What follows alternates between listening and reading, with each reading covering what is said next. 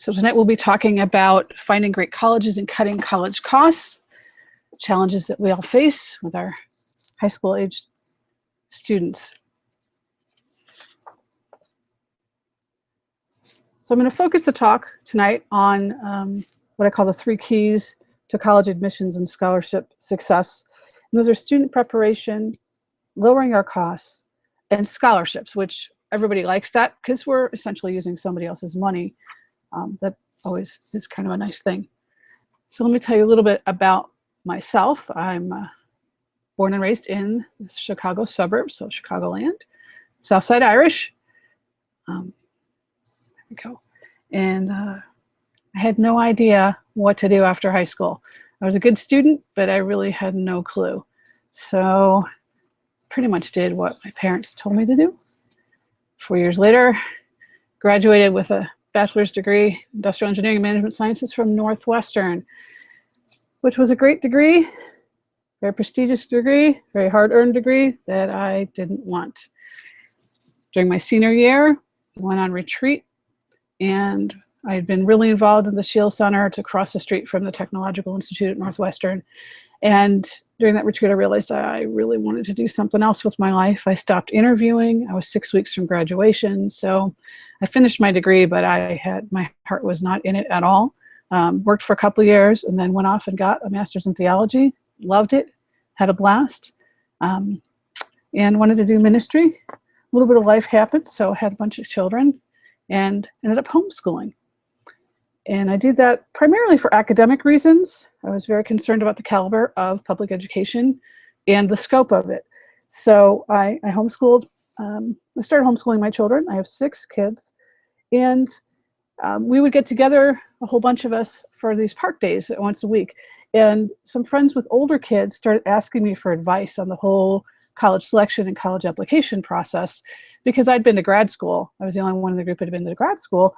And they're like, well, you've did this twice, so how does it work? And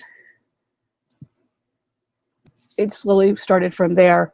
I was mentored by another college planner and started in 2004 and started having clients and was doing pretty well. But I got really frustrated because I wanted to help my clients more. Too many were in that spot where they weren't getting need-based financial aid, but they couldn't afford to write the checks either.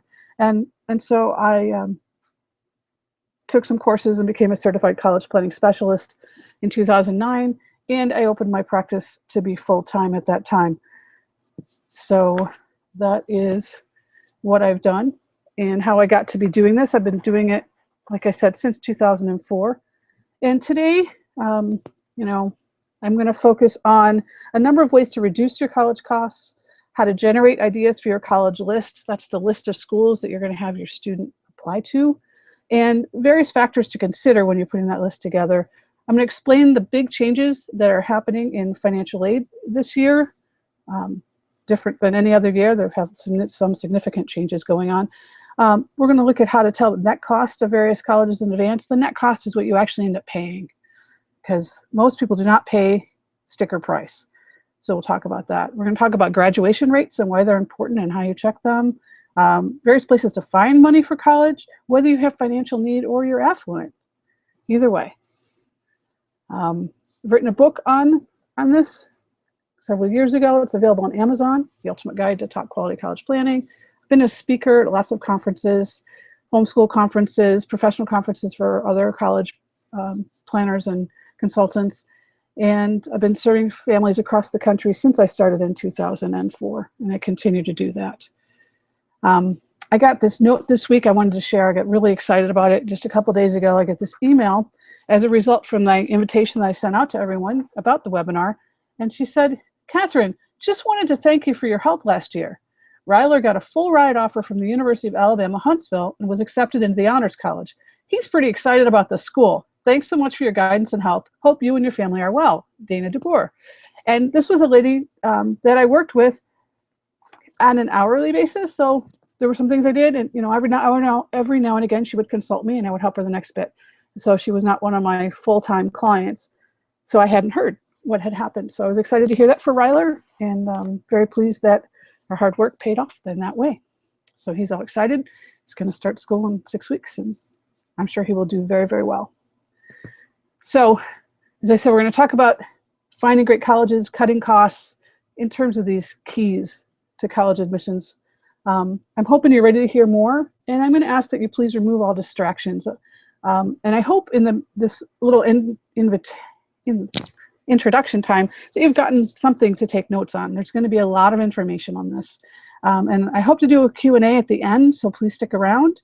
And I do have a special gift for everyone who attends, and I'll be emailing my little pamphlet, 10 Mistakes Most Families Make When Preparing for College and How to Avoid Them.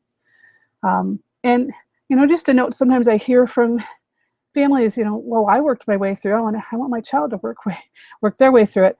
It's impossible. You'd have to work over 35 hours a week just to cover tuition.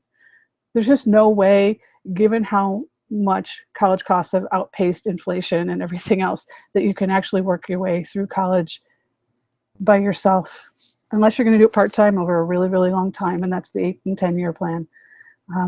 So let's go see what opportunities there are to lower the costs, excuse me, and make college more affordable. This is sort of the framework that we're working with. As you know, a goal without a plan is just a wish. And so a lot of times families want to save money on college, but they don't really make a plan. They don't really do anything with it. So let's work on putting something together. The first step, as I mentioned, is student prep. Without having a well-qualified student applicant, there's no real point. So there's a lot of aspects to this, so we'll touch on them. The first one is defining your goals. 80% of college students change their major, according to the National Center for Education Statistics. That's a huge amount. Most students going off to college really have no idea why they're there and what they should be focused on. So working with them during the high school years is really, really key. And setting good goals, which are goals that are specific. They're clear, they're defined, they're measurable. We can tell if we made it or not. They're attainable. They're not some pie in the sky that's absolutely impossible. They're relevant, realistic, pertinent to what's going on, and they're time-bound. There'll be deadlines. So having college goals, and there'll be more than one because there's more than one facet of college, is something that needs to happen for students to be really ready to go off that freshman year. Of course, college is fundamentally an educational experience, and so impressive academics to the best of our ability. Okay, we want to take as challenging courses as are possible, get excellent grades, great test scores. Just do the best that we can. And I am going to be giving a webinar on testing on July 25th at 7. I'll be sending you an email about that shortly because there's so much that's been changing. The ACT average is 21, and they totally changed their score reports. We'll take a look at that. The SAT was completely redesigned, and now an average is 500, 500, but the way it's been formatted is very, very different. It's all Common Core aligned, and for a lot of our students, that's a real struggle because even if they're in schooling situations where they're using Common Core, they haven't been doing it very long. So it's been a big transition for a lot of people there. And there's something new on the scene called the CLT, or the Classic Learning Test. It's an ACT, SAT substitute, and they just got started. They had their very first testing in June, and there are 16 colleges already accepting it. So we'll take a look at that. We'll also talk about the SAT subject tests, AP scores, CLEP scores, and DSST scores, all of which can be used for admissions and for placement. So as I said, that'll be July 25th at 7, and I'll be sending out an email in the near future about that so you can get signed up. All of that said, test prep is not optional. The research has told us that the most effective ways to prepare for the SAT and the ACT are to take practice tests. You're doing a couple of things when you're doing that, and that's familiarizing yourself with the test, the kinds of questions, the time frame, the flow of the whole thing, the ordeal that the entire test is, all of those sorts of things. And you're also identifying your weaknesses because you're seeing what you're missing. You're going to see what you got wrong. And it might be subject matter problems. It might be the way they ask the questions, various things. Sometimes you run out of time. So you can really identify your weaknesses, and then you need to hone your skills, having identified those. So there's a number of ways to prepare. You can, of course, get a live tutor. You can get a virtual tutor. Some will tutor over Skype, and they're online tutoring courses as well. That's the live tutor is the most expensive way to go. It can be wonderful and it can be not so great. Just really depends on the personality involved and how well that tutor tunes in with the student to really hone the skills and notice what needs to happen and be able to teach in a way the student can receive. There are lots of group classes of various kinds. They can be live or online, and they can be generally good. My struggle with these is they're very, very expensive, and they're going to go middle of the road. So you're going to get basic test strategy, basic material, and if you need extra help with triangles or with reading comprehension or something else, it's not going to happen because they have to plow through a certain amount of material and just hit the basics for everybody. So that fine tuning, which you really need to increase your scores, isn't going to be there. Private study, some kids are disciplined enough to do that. There are ways to do that really well and ways not. You have to be really, really honest with yourself and very good about identifying your weaknesses and honing the skills and being very honest. Most kids aren't really very good at doing that, but there are a few. And then there are online tutorial classes. ePrep is one that offers those, and I offer a discount on all of their courses, so I found them to be very, very good. Students take a practice test, and then they get video tutorials that are in alignment with the ones that they missed. And you can have a whole scheduler, and there's a whole bunch of different courses. So I really, really have found them to be very, very effective. Now, for our students who don't test well, there are some options. Among them are the fact that there's over 850 test optional colleges. Okay, so that includes things like Arizona State and Bates College and Bowdoin College, which are both smaller liberal arts schools, very, very top-notch schools. And fairtest.org has a list of all the optional universities that are test optional. And then there's things that like the Cal State system schools, Texas A&M schools, University of Texas schools, they only use the test scores if there's a low GPA. So they'll require them for the application, but they may or may not impact your application and your acceptance. And then, as I mentioned, the Classic Learning Test, it's got 16 colleges so far, and I'm getting emails, seems like every week, if not more often, about new schools that are using it.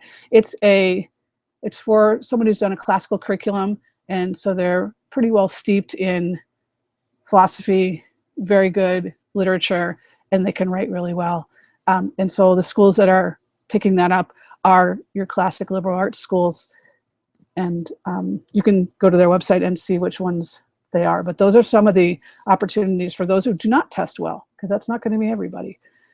And I have an example here. Gabriella was a student who came to me a few years ago, and her SAT scores are abysmal. So 510 critical reading, that's kind of 350 math, that's totally not in the college acceptable zone at all. Nonetheless, she was into art, and I was able to work with her to help her focus. She was offered scholarships at 2 of the top art schools in the country and is doing really well. We were able to minimize what she wasn't good at and addressed it right away in her essay and got her accepted. So there's lots of ways to do things. Okay, so this one, there's a lot on this one. And I just put a blog post out on collegeprepanswers.blogspot.com about digging deeper, especially in this first item. When we are exploring colleges, we need to deeply evaluate them, and there's a lot of different criteria we need to be looking at. Among them, majors, programs, and professors. I'll touch on it several times during this talk, but it's true that schools will have reputations. Let me give you an example. San Diego State University has an international reputation as an excellent business school because its MBA program is really good. But they get all kinds of undergraduates coming because SDSU is a really good school.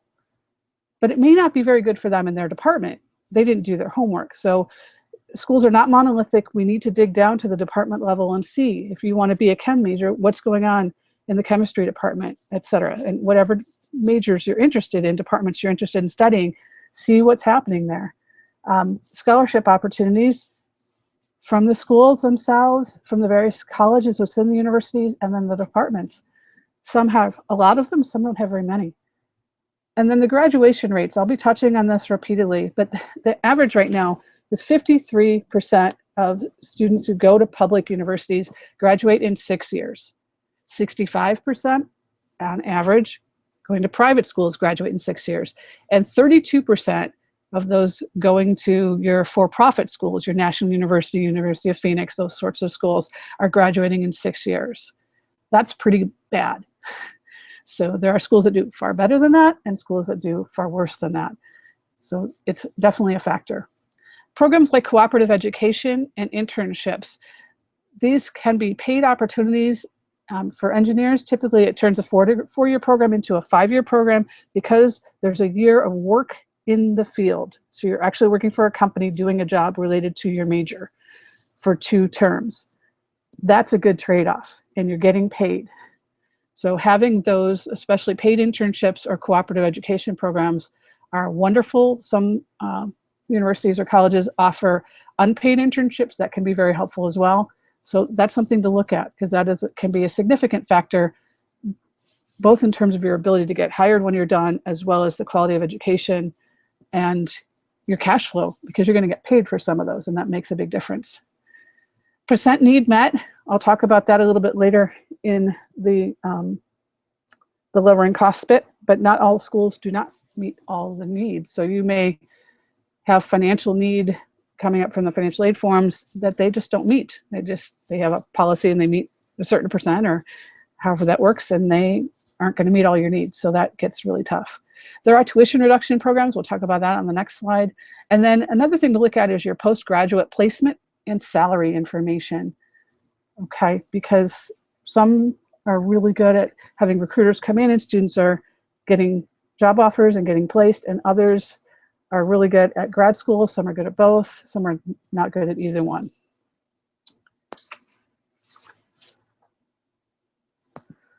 Okay, the next thing would be to apply strategically. So there are 4 different ways to apply to college: early action, early decision, regular decision, and rolling. So that's what those abbreviations are. And you need to determine your strategy. Early action is not binding, but everything has to be done really early, typically November 1st. Early decision is binding. When you apply early decision to a school, you are signing a contract that if you get accepted, you will withdraw all your other applications. You're going to that school. And then regular decision is what you think it is, regular decision. Some schools will have all 3 of these. Some schools will only have 1 or 2, depends. And then there's what's called rolling. And that's when they don't really have a deadline. That can be a little bit deceiving, because a lot of students say, oh, good, I can just do that one later. Or let me get accepted some places, and if I still want to, I'll apply there. But rolling also means the early bird gets the worm. So the kids who get in early are going to get better offers and better financial aid than the kids later on, because it's going to be used up. So you have to really be strategic about which way you're going to apply once you figure out your schools. And you need to know your applications, because we have the common application, the universal college application. I'm just blanking. They have their own applications, and then there's a brand new, the coalition has another one. And I'm going to be doing a webinar on the 15th on the applications, because there are 2 that are really new. One is brand new, another one has only been a year or 2 old. And then of course you have things like the Texas system that has Apply Texas, and the UC California schools have theirs. The CSU schools, Cal State schools have their own systems. So I'll be hitting some of the bigger systems as well as these ones that are universal. And of course, there are a lot of schools that have just their own, and it is what it is. So you need to know that, because they're going to have different requirements, especially if you're homeschooling, because the transcript requirements can be different, and what you need to do and report and how to get that all put together can be different schools. So you need to know that, so you're not up against a deadline going, oh no, I've got 20 more hours of work to do to put this together to give them all the information they need. Nobody ever wants to be in that situation. And then of course you need to write well-crafted essays. Some applications won't have any, like the Cal States don't have any. Some will have 2, some will have 6, some will have 1 really long one and other short answers. And so there's a whole variety, and they need to be well done, period. And I'll be going over that as well. I'm going to do an application webinar and an essay webinar, both on the 15th. In the essay webinar, I will go through what to put in your essay. So what are you trying to convey, and then how to convey it. And we'll go through the different prompts that are out there and really get students started. So there'll be an email coming out this weekend about that as well. There is a charge for the essay webinar. There's not one for the application webinar. And I'll tell you how to put together your application and different parts of it and all that good stuff. Moving on. One of the areas that they're finding, and we keep hearing from the college campus people that are really problematic, that 3 out of 4 students who get there are lacking foundational skills. They don't have good social skills. They don't have good self-awareness. They're not managing themselves well. It might be their time or their money. A lot of them have relationship management problems, and so they're getting involved in romantic relationships or lots of extracurriculars or whatever, and the academics are sliding. And responsible decision making. Everything from students working so many hours they can't get into their courses because there's no time in their schedule, to just going away for a week and just skipping class and all kinds of crazy stuff.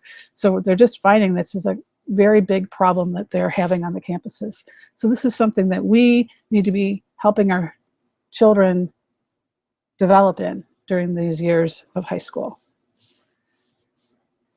When they're on campus, one of the other mistakes that a lot of students are doing is not getting advice. They're not visiting their student advisor.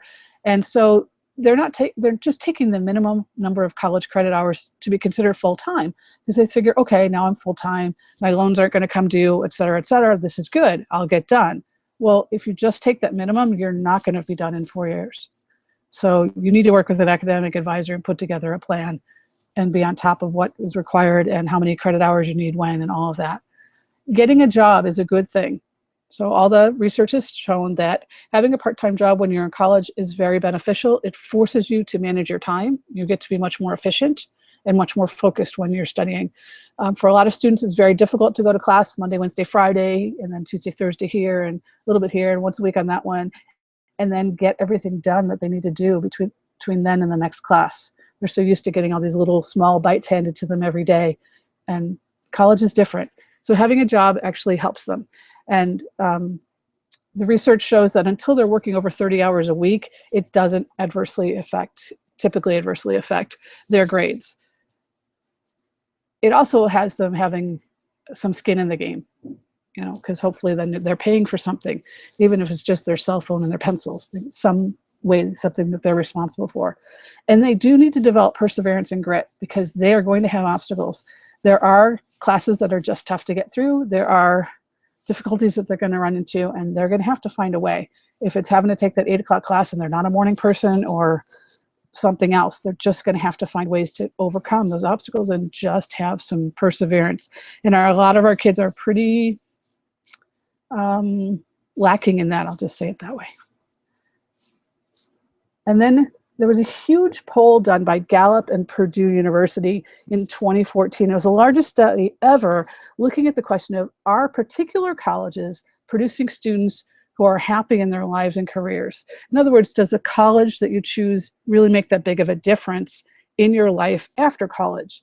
And they did an enormous study. They looked at students from historically Black schools, little schools, big universities, affluent schools, the whole gamut of possible educational offerings they looked at. And they found that it wasn't the schools that mattered at all. It was what the students did while on campus. And the 6 factors that are up there on the slide are the ones they found to be absolutely key. These are the students who are really getting the most out of college. And we need to prepare our students to go do that. There's a lot going on in college. I often talk about it as a hammer. And if you don't know what to do with the hammer, you're not doing anything. So there's a lot happening. They want to find a professor who makes them excited about learning, and professors who care about them as a person. That can be a little tougher depending on where you're at. A mentor, which may or may not be a professor. Working on a project that lasts more than 1 term is a lot more like work, the work world, and that is a very beneficial thing. Getting an internship or a job in their field is another one that's hugely, hugely important. And participating in extracurriculars. You can't go overboard, but putting all of that together is coming out with the best results. And you can do it anywhere. A lot of people think there's only 3 or 4 dozen schools worth going to in the US. That is not true. You can be successful. You can get a lot out of your college experience and really grow as a person and have a wonderful life afterwards, being a productive person in society. So let's look at the second area, lowering costs.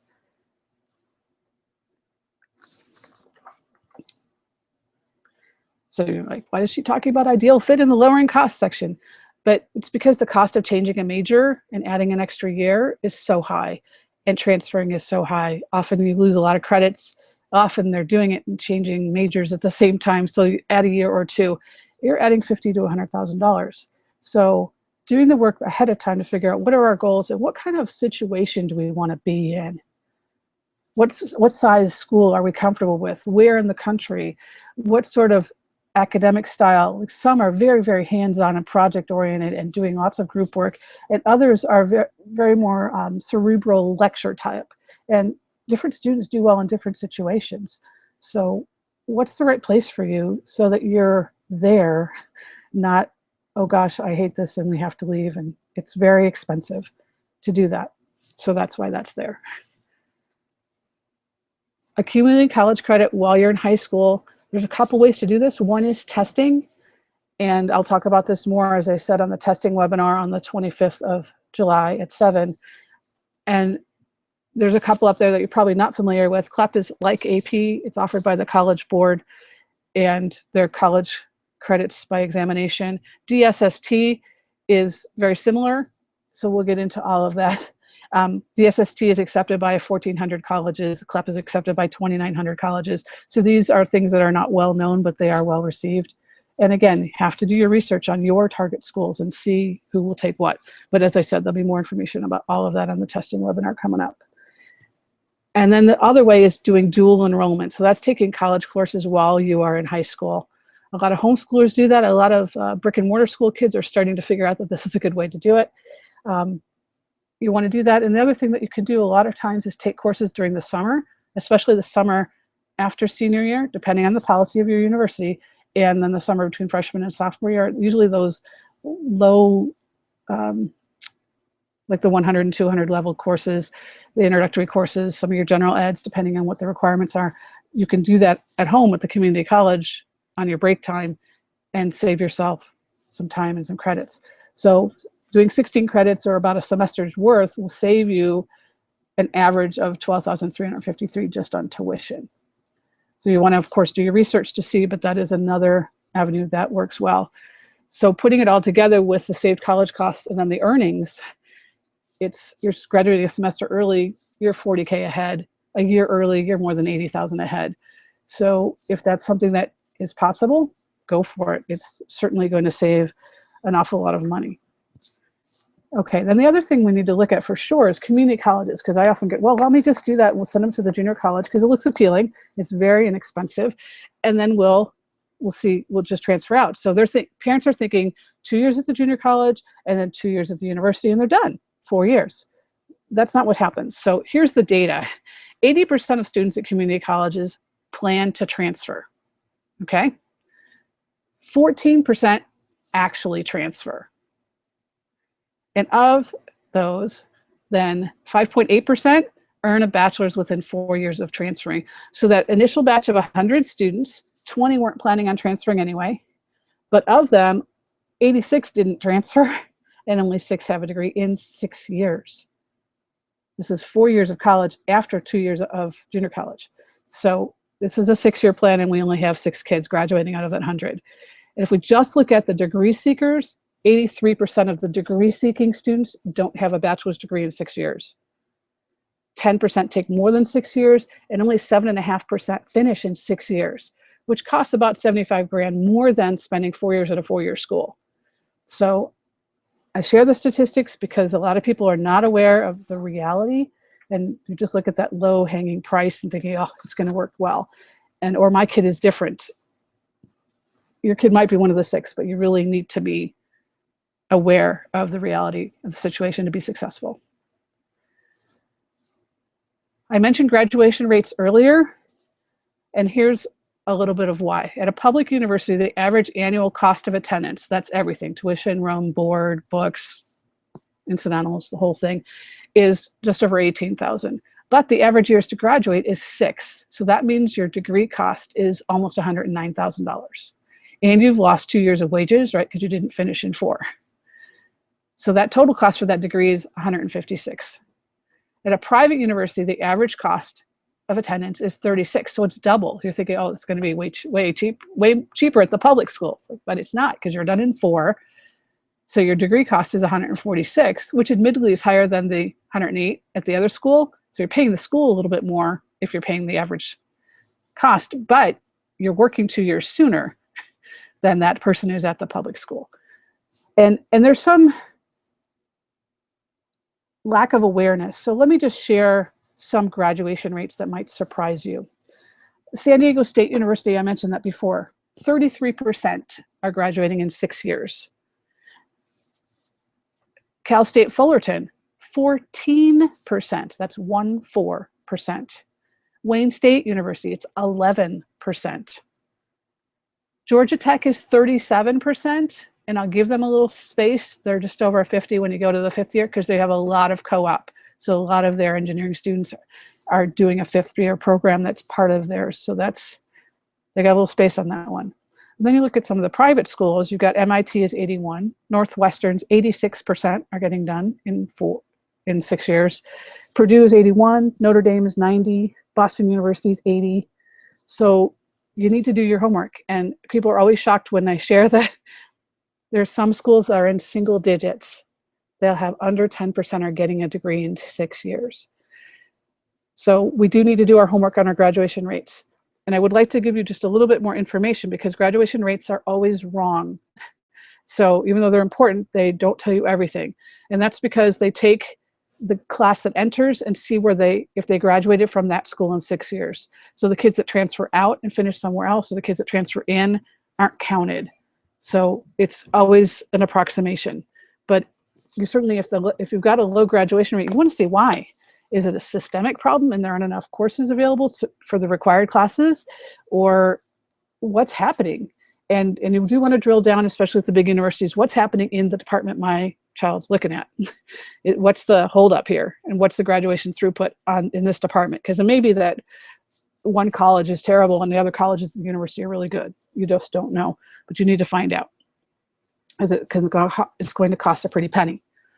Okay, another thing that you can do to lower your tuition is, depending on where you live, there's a lot of these exchanges, and I'll explain what this is.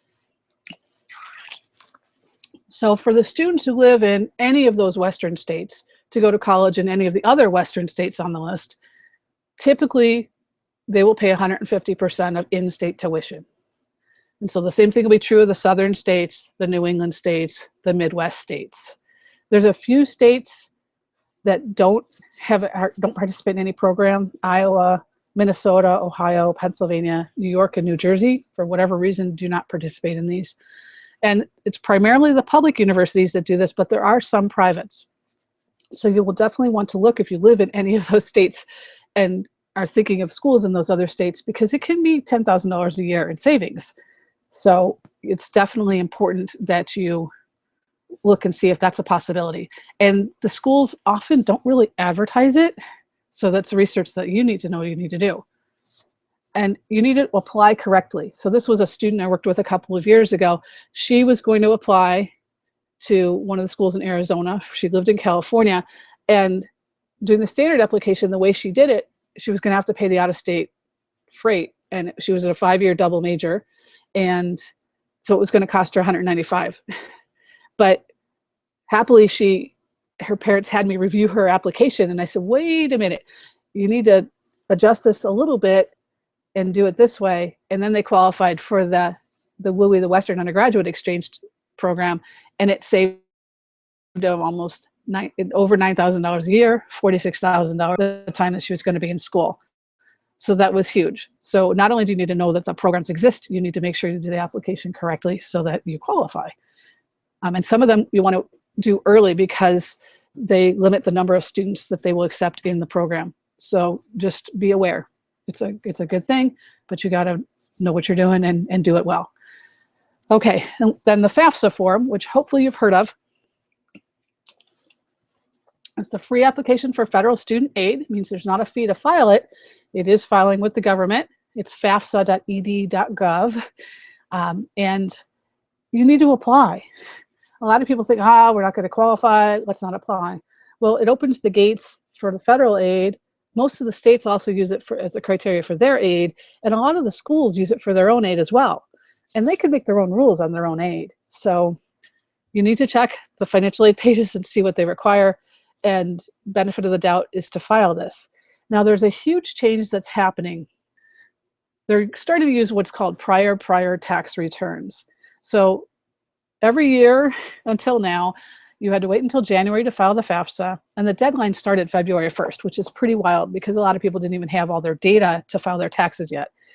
But in 2012, the IRS started a data retrieval tool that IRS and the Department of Ed were talking to each other and trying to share data so that you could fill out your FAFSA, let them know you filed your tax return, and go over to the IRS and pull your data in, which is great. And that way the colleges have confirmed tax information. But the problem was that the IRS has had problems every single year getting them processed fast enough so that the financial aid departments could get the data through the FAFSA, so the IRS data into your FAFSA and then off to the financial aid office in time to make their awards. And so an awful lot of people were making decisions and then making the commitment, because May 1st you have to decide, and then having an adjustment happen over the summer because finally all their tax information came through and the financial aid office had to adjust the award, and they've already made their decision. So the hope is by changing it to October, and now we're using the prior. So let me explain. So this is 2016. And so we'll be applying for aid for the 2017-18 school year, right? If our child's a senior, we're going to be applying for that freshman year. So we're going to apply in October of that senior year, so October 2016, for the 2017-18 school year for that freshman year. So we're a year ahead. But we're going to use 2015 tax information. The nice thing about that is that we've already filed our returns by April.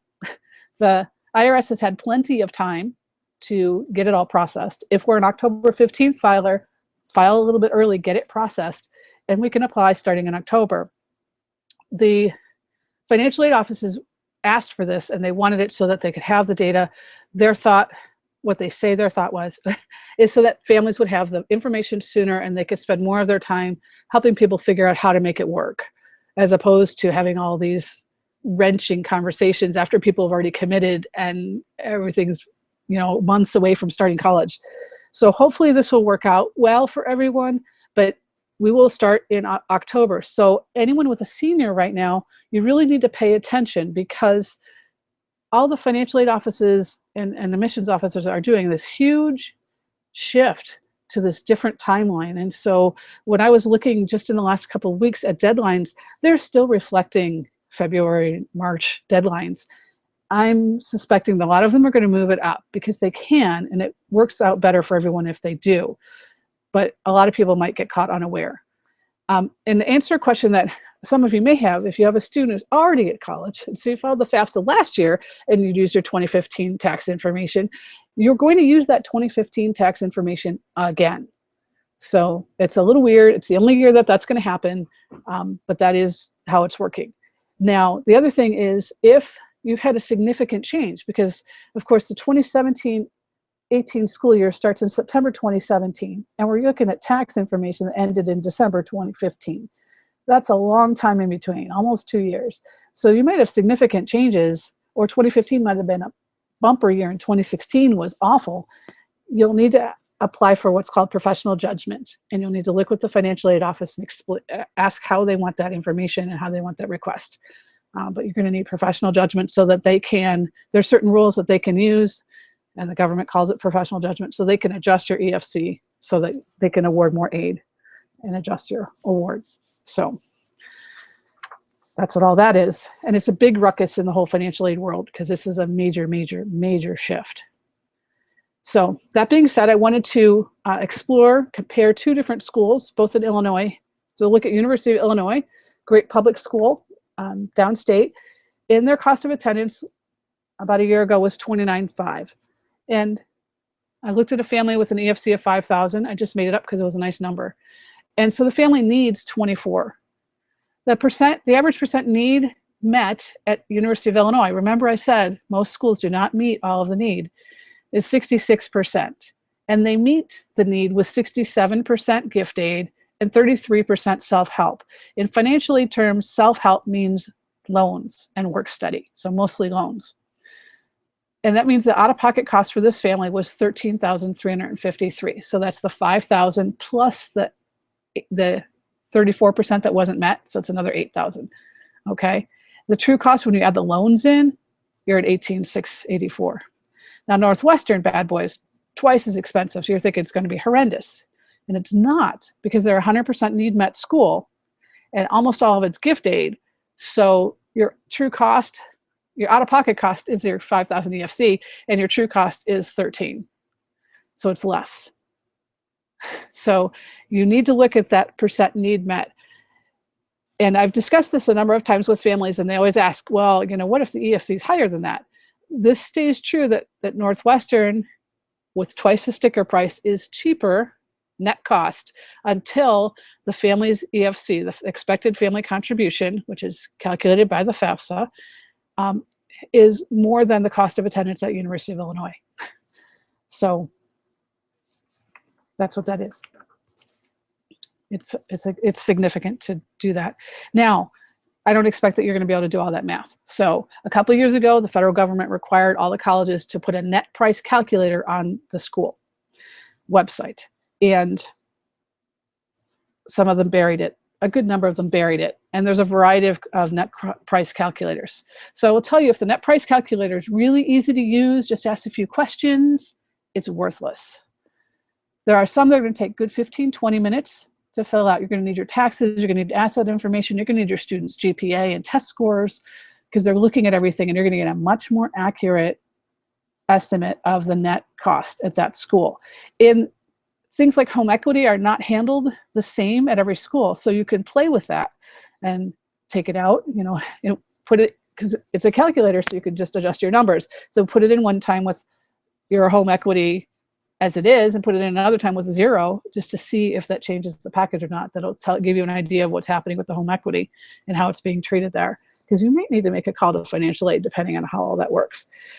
So collegecost.ed.gov, that's a Department of Education website. Net Price Center.aspx is a great place to go. You put in the name of the school and they will direct you to the net price calculator for that school, because some of them literally are buried. If you can't remember that, you can always Google the school name and net price calculator and it'll find it for you. Because literally some of them you can put net price calculator in the search bar and it will not come up with an answer. They have them that buried because they don't really want you to know, which is sad, but it is what it is. There are tax credits which come into play. You'll want to do some consideration of that. The American Opportunity Grant credit, was just extended by Obama for a couple of years. So we'll see how long that continues. And it's got a maximum per student, so you can have more than one of these on your tax return. The lifetime learning credit is something that's still there, which may or may not help depending on where you are with your students and which ages. That's for beyond the first year of school. But the American Opportunity Credit is better. So, and then there's also a student loan interest deduction. And I will tell you that the student loan doesn't have to be a student loan, if that makes sense. It could be that you took a home equity loan on your house that you're using, and that's how you're doing it. And so you're taking off the interest deduction. So you may have to pencil out your taxes a couple of different ways to see what's most advantageous. And then the lifetime learning credit is per return. So sometimes if your student's filing a different return than you are, you might take the American Opportunity for some of the costs and they'll take the other one so it's different. So you'll just want to look at that. And then tuition fees deduction is per return. You can't do more than one on the same tax return. So you'll need to look at, with your tax preparer, what makes the most sense for you. But it is another way to lower costs because it frees up money that you were going to pay for taxes that you can use now for college. So trying to kind of bring it together, because we've talked about a lot of different things. College selection is absolutely key. You want to watch out for low graduation rates. You want to find high percentage of need met, so use that net price calculator and see where the real price is going to be. You want to note special programs like a 5-year master's, because you're cutting off a year of graduate school, co-op programs, paid internships, things like that. And then remember that your name brand schools have less incentive to give, and some of the elites give no merit aid whatsoever. For example, your master's colleges, 94% of the students get aid.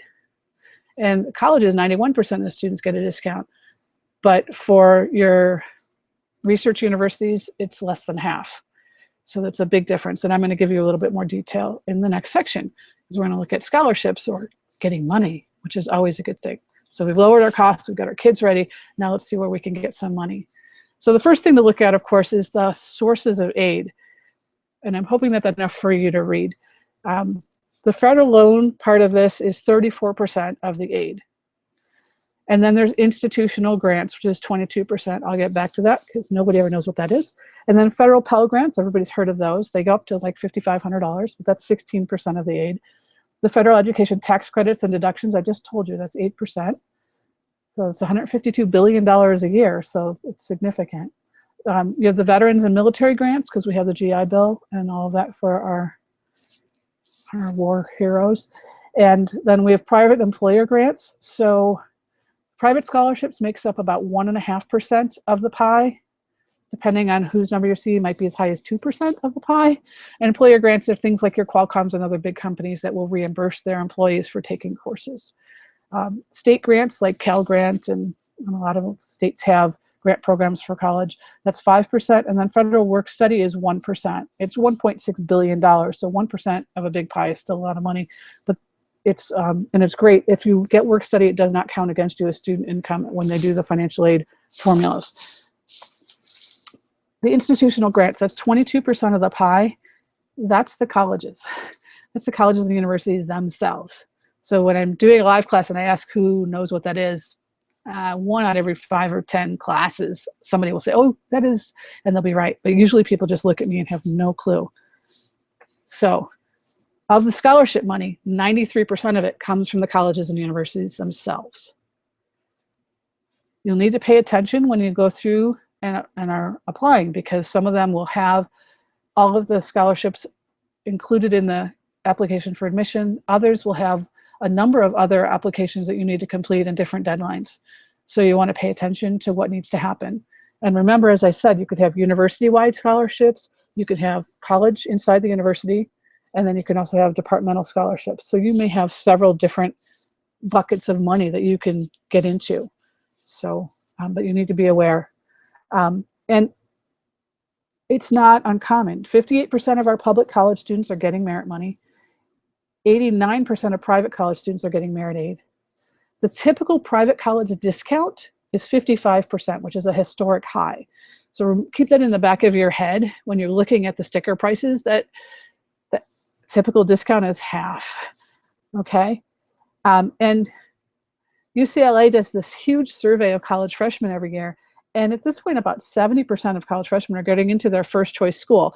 So we need to reset our mindset a little bit. It's a buyer's market. We tend to think of the other way of, oh gosh, what do we need to do? You know, the big kahuna schools. It's actually a buyer's market. So let me give some examples. These are percents of students receiving merit aid. And I put it into a few different categories because there's different kinds of colleges and universities. And when you're fishing for money, you're going to want to have a broad net. So your research universities, these are your big schools, right? They often do not have much of an incentive to give merit aid. So like Tufts is 36, Boston College is 44%, and they're really tight on what they consider for financial aid for the need-based, so that can be really tough there. Dartmouth, 44%. Emory, 45% of the students are receiving some merit aid. NYU is 46%. They're also pretty stingy, so got to be careful. Duke is 47%. Johns Hopkins, 47% are receiving, as true in Washington U in St. Louis. Cornell University is 50, Stanford's 53, Boston U is 53, Notre Dame's 58. Okay, so that's the percent of students receiving merit aid. And another note about research universities is, as you're exploring them, you want to really pay attention to the amount of contact between professors and undergraduates, because in this time of college, often the professors are selected and rewarded for bringing in research projects and dollars. Consequently, their focus really isn't on teaching lowly undergraduates. And so they'll get pushed off to graduate students, and depending on your student and what their goals are, that might be fine or that might not be so fine. So it's just one more thing to consider as you're exploring.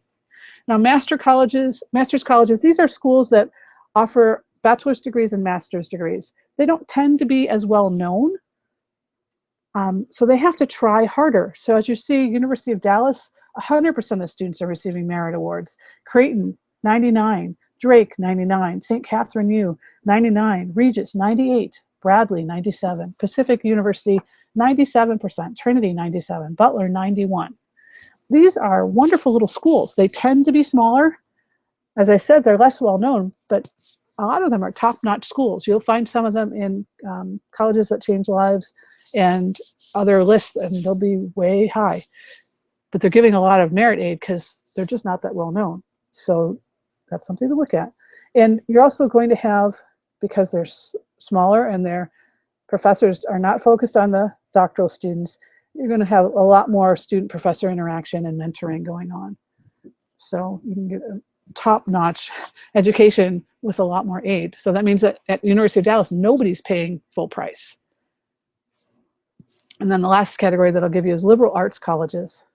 As I mentioned, anyway, colleges don't offer advanced degrees, so it's just going to be all undergrad. So the focus is obviously in undergraduate teaching. They tend to be smaller, and they tend to be a little less well known. And then a gentleman called Leslie Pope wrote a book called Colleges That Change Lives. And now there's a website, ctcl.org. And several of these schools on this list here are in that book. And it really, I like his book. It really elucidates and explains how a lot of these smaller schools really are having a big impact on their students. And so you really can see the value of the small liberal arts school, which, you know, you read the news, that's all passé, but really not. There's some phenomenal opportunities there and a lot of money being given out. So you see Juniata, 100% of students are receiving merit awards. College of Idaho, 100%. College of Worcester, 99%. McDaniel, 99. Beloit, 99. St. Michael's College, 99. Kalamazoo College, 98. Denison, 98. Eckerd, 95. So they're very, very high. And one thing that I want to make sure that you can make the distinction here is that these percentages are the percentage of students receiving merit awards. They don't reflect how big those awards are. So the generosity of the school is something else to explore. But however, these students are not paying full price. So that's good, but not everything. As you see, this is quite complex. We have lots of different factors we have to look at. And then I did look up some of the schools for you that have no merit scholarships. They offer none to anybody. Harvard, Yale, MIT, Juilliard, Columbia, Reed, which is another great liberal arts school out in the West Coast. Stanford, Brown, Vassar, there are others, there's about 23 right now. They don't offer any merit scholarships. These schools tend to be excellent in need-based aid. So if you can jump through their hoops, you can get in, jump through their hoops, you're going to get a significant amount of aid. Some of them have phenomenal programs, but there's no merit scholarship. So if you are an affluent family, you want to go to these schools, just you're going to pay full freight. So, and then I haven't really mentioned U.S. News and World Report. They obviously have rankings. And one of the things they're good for is to help you identify which type of school each is, so these categories. And remember that the schools are not monolithic, so they're ranking these schools, but it's, and you look at the criteria, it's alumni donations and a lot of things that have nothing to do with undergraduate learning and quality. So you have to be careful how you use it. You have to explore by department.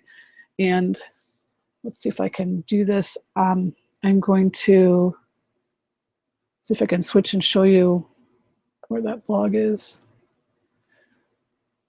Nope. Okay, I'm just going to keep going. Okay. I mentioned before the financial aid formula. This is from the FAFSA. Okay, you need to apply. It starts in October. Going to use prior year. This is, it's going to give you the EFC. So that's your expected family contribution. And the way the financial aid office looks at it is the cost of attendance. So everything it costs for a year, they'll have a standard number, how much it costs for an undergraduate to go to their school for a year. And that's everything. Insurance, travel, books, tuition, room and board, everything, all in. They'll have an official number. Minus your EFC that comes from the FAFSA form, minus resources. Now, private scholarships are considered resources. So dollar for dollar, they're going to decrease your need. So the school is going to be able to give you less need-based financial aid. So we were just talking a minute ago about merit aid. This is about need-based aid. So they're different categories. And most schools do not meet 100% of your need. So you want to be careful and watch what you're doing. And the private scholarships, like I said, depending on where you're at, may or may not benefit you, bottom line. So, and if you're in a situation, you might want to call the school and see how they handle it, because some of them will apply it to the unmet need. Others will just trade out their own grant or scholarship for the one you got from outside the university. So you just need to see. And some of them, a lot of times they won't tell you, but you want to try and ask anyway. Apply to the FAFSA. That's how you get this, okay? Apply, apply, apply. Okay, and then back to the student things. For merit aid, sorry to skip back and forth from merit to need, and then back to merit. Students need to, during high school, as they're getting a goal and a focus, they could create reasons to be awarded scholarships. They can demonstrate an interest in an area. They can differentiate themselves. If you look at a lot of the scholarship criteria, a lot of them are set up by alumni. And it'll be somebody who's doing something in an area where they've got a specific interest.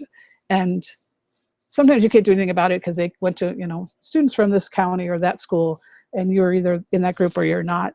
But there's a lot of them that if the student has demonstrated an interest in an area, they're going to have a leg up. They're going to qualify for some of those that if they hadn't developed that, they would be at school not knowing what to do, and they would not be eligible for that merit aid. So that helps with admissions and it helps with the scholarships. So bringing all of that together, we're going to work on crafting the master key to getting everything. So obviously I use all of these with my consulting clients, and last year on average, my clients saved $154,000, my client. So they're offered an average of $75,000 in merit scholarships per school.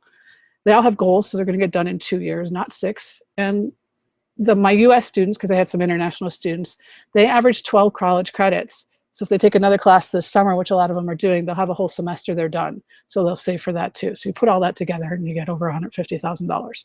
Needless to say, I don't charge anything like that much. So they're all way ahead of the game. So doing all of this work, it's a lot of work. There's a lot of parts to it. You have to be really focused, but it's worth it.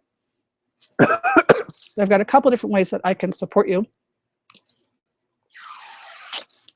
I have what I call College Success online courses. These are focused on student development, helping them figure out their goals and their timeline and visit campuses and select schools from their side, preparing their achievement resume. So they're getting ready to apply. They're really honing themselves. Part of the secret sauce of doing a resume when you're a sophomore, you're like, I don't have anything to put on there yet, but you'll start to go, what would I like to put on there? And now you've got goals for junior year, senior year, that sort of thing goes on. And it's just, it's really a good way to work with the students one at a time. They're online recorded classes, so they get a year's access to the 10 classes, and they can do them anytime. And the toolkit just gets sent, all the PDFs of all those guides get sent right to you. And I want to mention that last year I worked with a girl named Bree and her family. They've got a modest income. She's the oldest of 3, and her big dream was to go to Oxford. However, she didn't have the academic credentials to do that. It's really tough as a non-Brit to get into Oxford. So I helped them find schools with study abroad programs at Oxford, which they hadn't thought of. And then her mom at the end said, we wouldn't have dreamed of looking at private schools because their prices are out of our league. The prices were more than they made in a year. But Katherine showed us the way. Bree's heading off to Sarah Lawrence College at a price we can manage, a price less than the local University of California school. So they're over the moon. And it's just having Bree work and develop herself and her skill set and being ready and focused. She was ready to be matched with the excellent financial side on the other side. So as I said, these are focused on the student preparation. And then I'm putting together what right now, the working title is College Cost Cutting Course. This is for parents. I'm going to have an 8-week class, and it'll include 4 webinars, a number of resource guides. I've mentioned some of these resources about which schools have what, and what's the EFC, and how do you really build a list, and taking you through steps, which schools are the most generous, which schools don't provide merit aid, giving the complete list and those sorts of resources so that you have what you need. And let's see, I did put together an offer. It's going to start on August 1st. So if you, there we go, it should show on your sidebar that there's an offer you can link up if you want to sign up for that ahead of time. I'm going to give you $50 off. Let's see, I'm sorry, lost track of my notes here. So we're going to focus on the financials, maximizing need-based aid, because no matter your income, families can't afford the crazy high college prices, and the costs continue to outstrip inflation. So picking colleges can't be done in isolation, nor can we afford to let our kids choose. So I have a note from Valerie, who was interesting. She was worked with me a little bit last year. She said, I figured that I'm a professional project manager, I could do this myself. For over a year now, I've had a second job. I'll admit that at this point, I was penny wise and pound foolish in not engaging Katherine to do more of this for our family. Her services are not cheap, but you will get what you pay for. If you decide to take this on, the college research and admissions process yourself, you need to be unfailingly organized, ready to nag your kids regularly, and ready to spend hours and hours and hours of your free time over months. It's no fun to do this yourself, so if you can find the money, save yourself the grief. If I knew then what I knew now, I would have happily signed the dotted line. Valerie Gieske. So she's a professional woman. I worked with her 2 kids, and it was ad hoc. So I mostly helped with the essays, a little bit on college selection, but mostly the essays with them. And yeah, she would call and get advice now and again. And it was a lot of hours for her. So I do work with students one-on-one and put it all together, and I'm doing the heavy lifting. So instead of showing you how to do all the research, I'm doing the research. So there's a couple different options here for how to do this that I'm making available.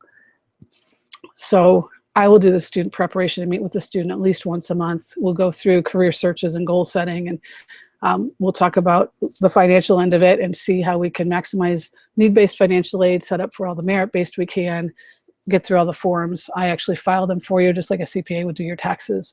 Once we figure out the goals, then we go and reverse engineer what are majors and programs in schools that make sense, taking into account everything, geographic needs, size of school, location, rural, urban, all of those different factors, net costs, all of it, and come up with schools. Then we're going to do the application strategy. I will be the drill sergeant getting them through all the different parts of the applications.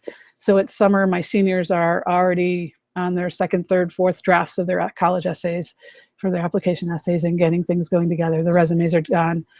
Their schools are, of course, done. So there's a lot that goes on in that. And let's see. Oh, that's right. I had Mike's note here. Sorry. I worked with Mike's son, Chris.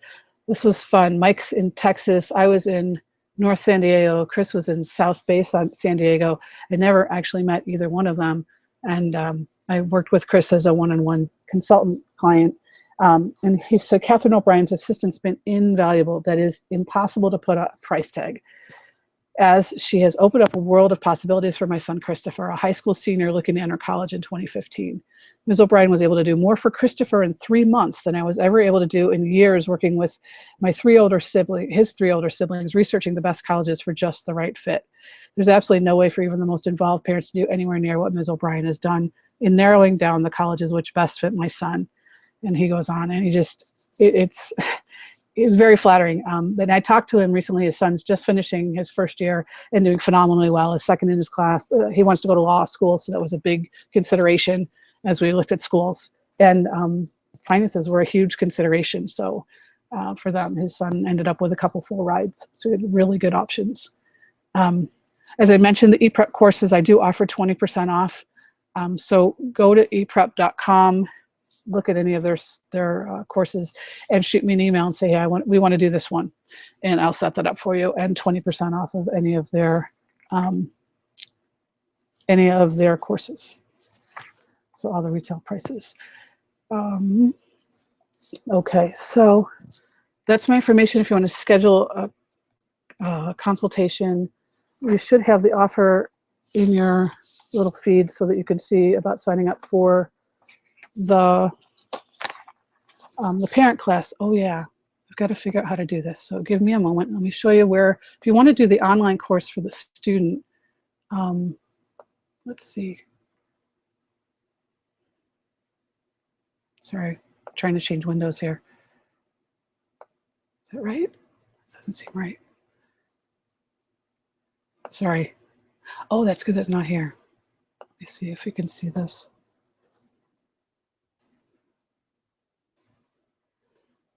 Okay. Sorry, I have it up, but I'm not sure what you can see. Yes, you can. Okay. So this is my website, CelticCollegeConsultants.com. If you go under here on services, the second thing is online college prep courses.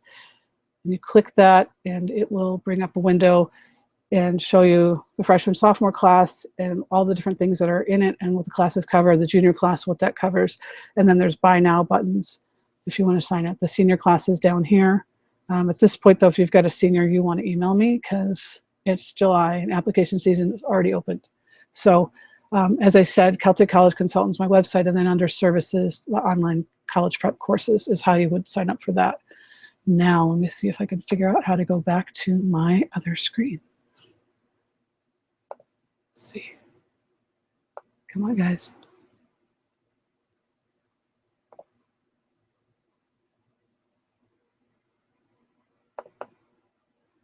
Sorry. There's me again.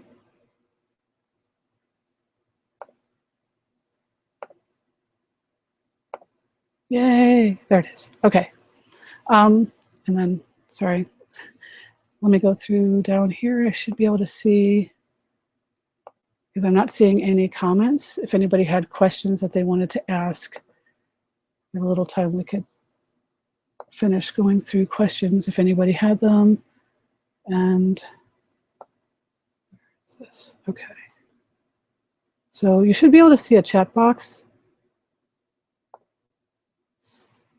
hopefully, but I don't see any comments. So I'll give you a couple minutes if you wanted to put a question in the chat box. And I'm sorry, my apologies if you can't see it. So if, like I said, you should be able to see the offer for the parent class. If not, my email is right there. You can email me and just tell me whatever you need. And if you want to schedule a consultation, I'm going to ask, if you want the discount on the parent class, let's get you signed up in the next 24 hours. If you want the discount here on the college readiness consultation, also in the next 24 hours. So I'll give you till tomorrow night. And just drop me an email. We'll schedule it out for some other time, and I'll get you set up. But I want to hear from you in the next 24 hours just because I only have a limited number of spaces. And I know that there are some people that are not here tonight because they're going to listen to the recording because they had some conflicts in their schedule tonight. So I'll be able to tell when they take it and also give them 24 hours.